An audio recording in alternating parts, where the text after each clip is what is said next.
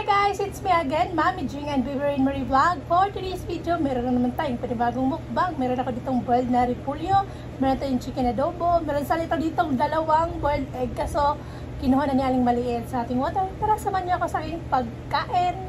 Ni Aling Maliit, dalawa yung naubos niyang egg. Unang sugo para sa inyong lahat.